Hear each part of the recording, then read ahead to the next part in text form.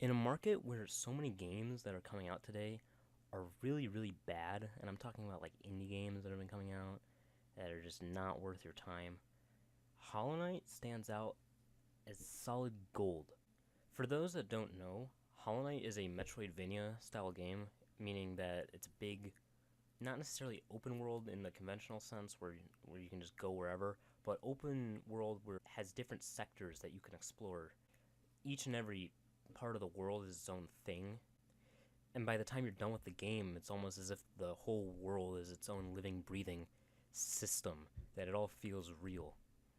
Now, you might wonder, how does Hollow Knight separate itself from any other Metroidvania type game, like Axiom Verge, or how about the actual Metroids and the actual Castlevanias? It's actually pretty easy to see how, because as soon as you look at the game, you can just, it's nothing like you've ever seen before.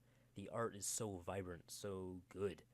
It's all hand drawn, so you know that a lot of care was put into it. As you just look at the game, you're just hit with this like almost nostalgic feeling because it looks like something that came out of Disney or a Miyazaki film. So you can't just win over everybody with graphics. I mean, the game is built around core gameplay, and if a game doesn't have that, then what is it?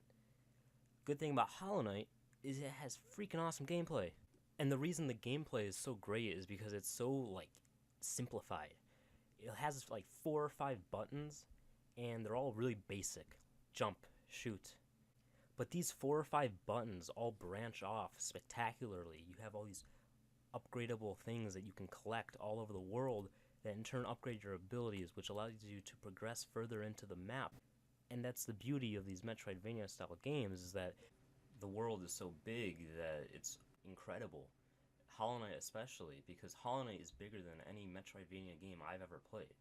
It's huge, and it keeps expanding as you keep going. And the game just offers so much in terms of exploration and adventure. There's so many characters all over the map that you can just find that are in all kinds of crazy places that you just wouldn't think of anyone actually being there until you go in.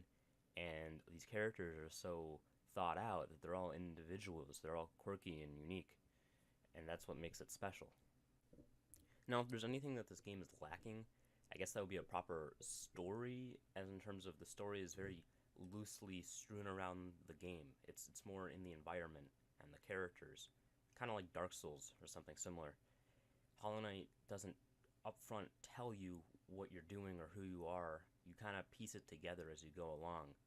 To be honest, I didn't even really care about the story as I was playing it because the gameplay is so enthralling and the world is so much more interesting that any story that it could possibly even tell me, I don't really care for because I'm just so invested in what I'm physically doing.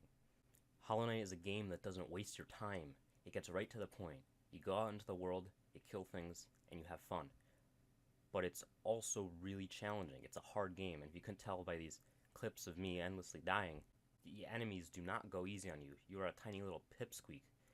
Even other characters call you small and scrawny. That's why it makes the game so endearing, is that you are almost like a hero. You're an underdog. You're coming up through this world where all these crazy things are trying to kill you, but you have to prevail. And that's what makes it so satisfying. I would recommend Hollow Knight to anyone just looking for an adventure. This game just stands out as a gem in an endless sea of bad games.